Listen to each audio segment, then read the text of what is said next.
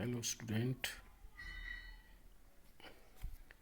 आज हम कर रहे हैं 12th आर्ट हिस्ट्री का सेकंड चैप्टर, जिसमें हम फर्स्ट पार्ट पहले कर चुके हैं, जिसमें हम महाजनपदों के बारे में चर्चा कर चुके हैं। 16 महाजनपदों के बारे में, जिसमें सबसे बड़ा विशाल और बड़ा महाजनपद माना जाता है मगध साम्राज्य। मगध साम्राज्य के बारे में हम चर्चा करेंगे, जिसमें हम मगध साम्राज्य के उत्थान और विस्तार के बारे में चर्चा करेंगे। भारत के प्राचीन इतिहास में मगध को महत्वपूर्ण स्थान प्राप्त था। 6वीं शताब्दी ईसा पूर्व में यह उत्तरी भारत में स्थापित 16 महाजनपदों में सबसे महत्वपूर्ण था।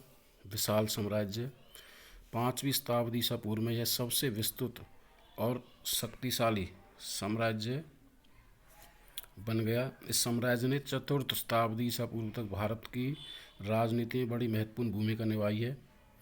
मगध साम्राज्य के उत्थान और विकास में बहुत सारे कारक सिद्ध होते हैं, जिस प्रकार हैं। सबसे पहले आता है मगध का प्रथम शासक बिंबिसार।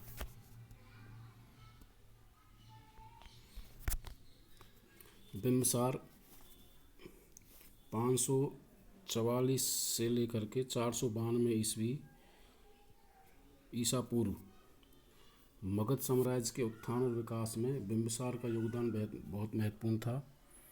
वह 544 ईसा पूर्व में मगध का शासक बना।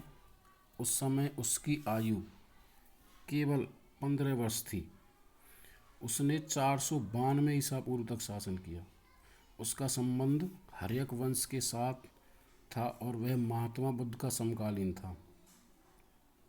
सिंहासन पर बैठने के पश्चात उसने भारत की राजनीति को बड़े ध्यानपूर्वक समझा।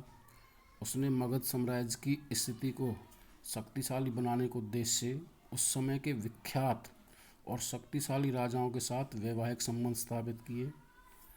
उसने सर्वप्रथम कौशल नरेश प्रसेनजित की बहन कौशल देवी से विवाह किया। उसे दहेज में काशी नामक शहर मिला। इस शहर के कारण मगध साम्राज्य की 1 लाख रुपए की वार्षिक आय बढ़ गई। उसकी दूसरी रानी चेलना, जो लिच्छवी वंश से संबंध रखती थी। उसकी तीसरी रानी केसमा पंजाब के मद्र राज्य के शासक की पुत्री थी। उसकी चौथी रानी विधेय राज्य की राजकुमारी वासवी थी। इन वैवाहिक संबंधों ने न केवल मगध साम्राज्य को शक्तिशाली बनाया, अपितु उसकी भव्यता में भी वृद्धि की। बिंबिसार एक सफल योद्धा भी था। अंग के शासक के बिंबिसार के पिता को पराजित किया था। इस अपमान का प्रतिशोध लेने के लिए बिंबिसार ने अंग राज्य पर आक्रमण कर दिया। इस आक्रमण में अंग के शासक बृहदत्त की कड़ी पराजय हुई। बिंबिसार ने अंग को मगध साम्राज्य में सम्मिलित कर लिया और उसकी शासन व्यवस्था चलाने के लिए अपने पुत्र अजातशत्रु को वहां का गवर्नर नियुक्त कर दिया।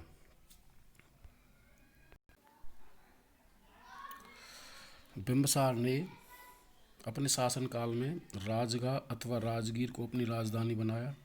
इसका निर्माण कार्य महागोविंदा ने किया था। यह 5 पर्वतों से घिरी हुई थी, जिसके कारण इस पर आक्रमण करना कोई सरल काम नहीं था। बिंबिसार में धार्मिक सहिष्णुता थी। इसी कारण बौद्ध ग्रंथों में उसे बौद्ध धर्म का महान श्रद्धालु और जैन ग्रंथों में उसे जैन धर्म का महान श्रद्धालु माना गया था। निसंदेह बिंबिसार के शासनकाल के दौरान मगध साम्राज्य का बहुमुखी विकास हुआ। सिंहासन प्राप्त करने के उद्देश्य से अजातशत्रु ने अपने पिता की 492 ईसा पूर्व में हत्या कर दी। राजगाह राजधानी राजगीर और 492 ईस्वी में अजातशत्रु के द्वारा अपने पिता बिंदुसार को मौत के घाट उतारना।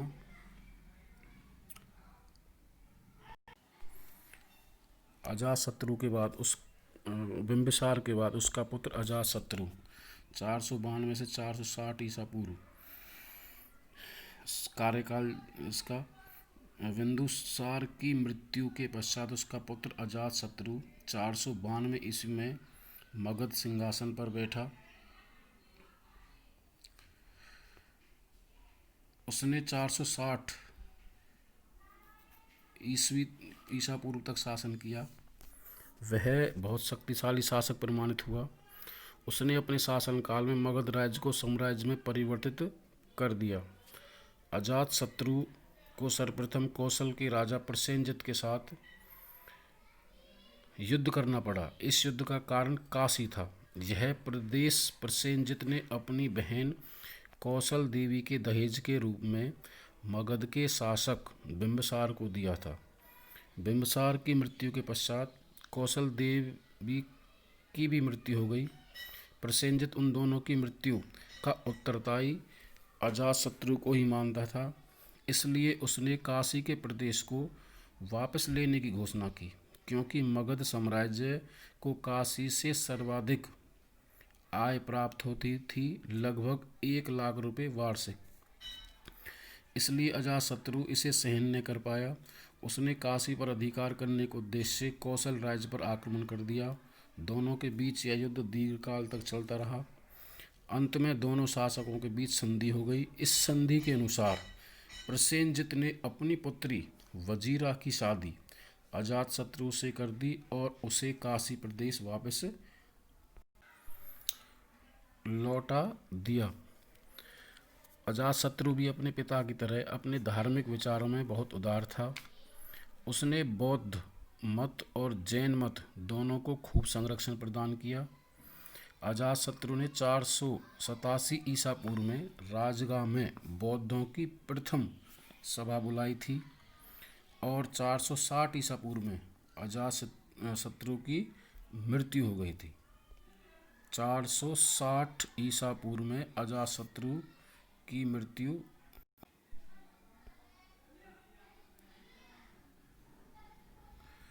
उसके बाद अजातशत्रु के उत्तराधिकारी, जिनमें अजातशत्रु के उत्तराधिकारी हैं। अजातशत्रु की मृत्यु के पश्चात उसका पुत्र उदयन मगध के सिंहासन पर बैठा। उसने अपने शासनकाल में, जिसका शासनकाल 460 ईसा पूर्व से लेकर के 444 ईसा पूर्व तक रहा, पाटलिपुत्र को मगध साम्राज्य की राजधानी बनाया। इसका कारण यह था कि पाटलिपुत्र मगध साम्राज्य के मध्य में स्थित था। उसके पश्चात अनुरुद्ध मुंड नागदशक नामक शासक मगध के सिंहासन पर बैठे। उन्होंने 412 ईसा पूर्व तक शासन किया। ये शासक सभी निकम्बे और अयोग्य निकले। उसके बाद आता है शिशुनाग वंश। शिशुनाग वंश 412 ईसा पूर्व में शिशुनाग वंश ने हर्यक वंश के अंतिम शासक नागदशक का तख्ता पलट कर दिया और मगध एक नए राजवंश की राजधानी स्थापित की। उसने वैशाली को कुछ समय के लिए मगध साम्राज्य की राजधानी बनाया। उसकी सबसे महत्वपूर्ण सफलता अवंती के शासक चंद्रप्रद्योत को पराजित करना था। इस साम्राज्य की सीमाएं दूर दूर तक फैली हुई थी। शिशुनाग के पश्चात उसका पुत्र कालाशोक मगध का शासक बना। उसने 387 ईसा पूर्व को वैशाली में बौद्ध भिक्षुओं की दूसरी सभा आयोजित की और 364 ईसा पूर्व महापद्म नंद ने कालाशोक की हत्या कर दी। उसके बाद तीसरा वंश आता है मगध पर शासन करने वाला, जिसका नाम है नंद वंश। 364 ईसा पूर्व में महापद्म नंद ने मगध में नंद वंश की स्थापना की। यह एक नीच वंश से संबंध रखता था। उसने 28 वर्ष तक शासन किया। वह बड़ा शक्तिशाली शासक प्रमाणित हुआ। उसकी सैनिक शक्ति बहुत विशाल थी। इसी कारण उसे उग्रसेन कहा जाता था। उसे क्षत्रियों का नाश करने के लिए कारण सर्वक्षत्रात्मक भी कहा गया। उसने अपने शासनकाल के दौरान इक्ष्वाकु, पांचाल, कुरु, शूरसेन, मिथिला और कलिंग इत्यादि शासकों को पराजित करके मगध साम्राज्य की सीमाओं में खूब विस्तार किया। परिणाम स्वरूप उसे उत्तरी भारत का प्रथम महान सम्राट भी कहा गया था।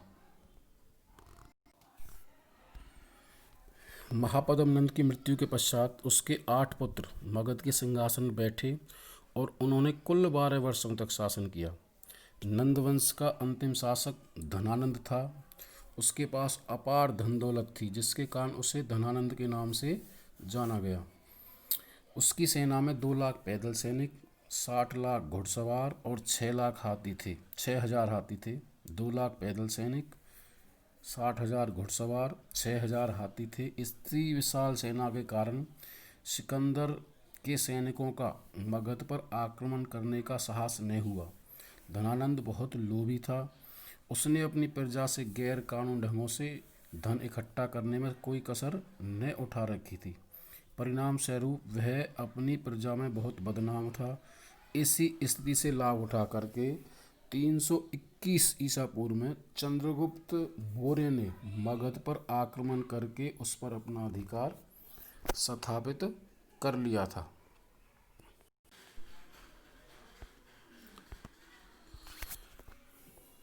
इसके बाद आता है मगध साम्राज्य के विस्तार के कुछ कारण। किन कारणों के द्वारा मगध साम्राज्य का विस्तार हुआ, जिसमें सबसे पहले आता है हमारा भौगोलिक स्थिति। मगध साम्राज्य के विस्तार में उसकी भौगोलिक स्थिति पर्याप्त सहायक प्रमाणित हुई। मगध के उत्तर की ओर गंगा, दक्षिण की ओर विंध्याचल पर्वत, पूर्व की ओर सोन तथा पश्चिम की ओर चंपा नदियां बहती थी। इस